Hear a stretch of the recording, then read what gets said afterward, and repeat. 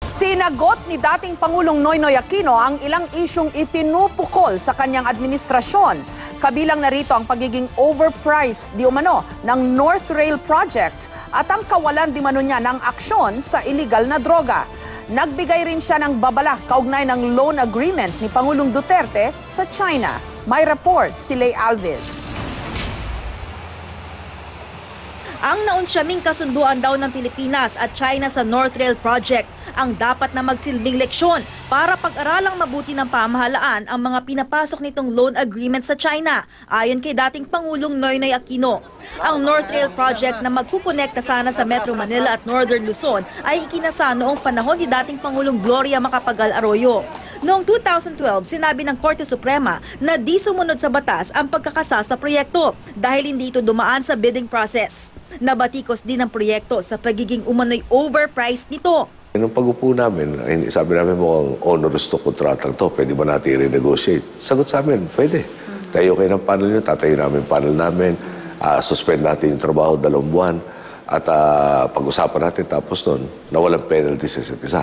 O di thank you, bait nyo. No? Tapos yung 2 buwan, hindi nila kinonstitute yung panel, so walang negosasyon. Bigla lang, nga pala ito yung utang nyo. And it amounted to something like over $180 million. Kaya ayon kay Aquino, may katwiran ang babalang binigay sa Pilipinas ng isang think tank. Sabi niya, manigurado kayo yung mga project nyo economically feasible.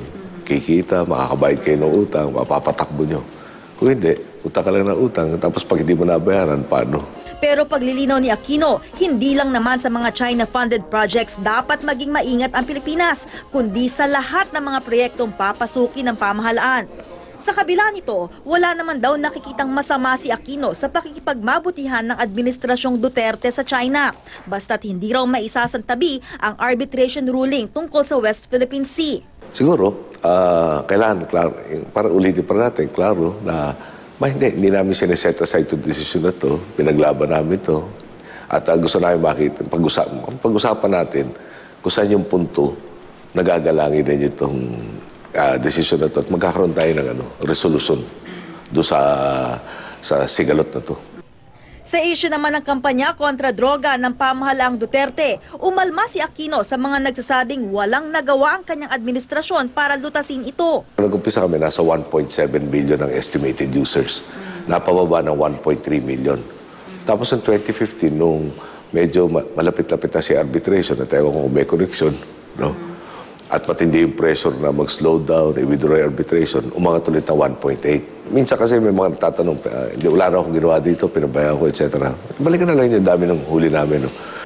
Sa kadikit na issue niyan, kaugnay sa mga umunay extrajudicial killings, may paalala rin ang dating Pangulo. Obligasyon ng Estado, hulihin yung salarin. Pag nahuli sa larin, napababa itong mga murders ito, successful tayo sa crime and sa peace and order campaign. Pag hindi nahuli, siyempre doon mag-uumpisa lahat ng tanong, bakit di nahuli? Bakit meron ba sincere effort?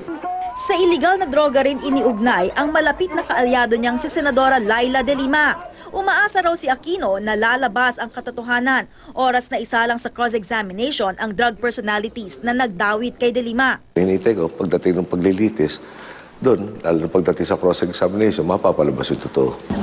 Kaugnay naman sa pagdedeklara ng martial law sa Mindanao, ang Pangulo raw ang makapagsasabi kung may basehan ito. Ako, nakikita ko lang, lumalabas sa media, yung nababasa. So, may base ba?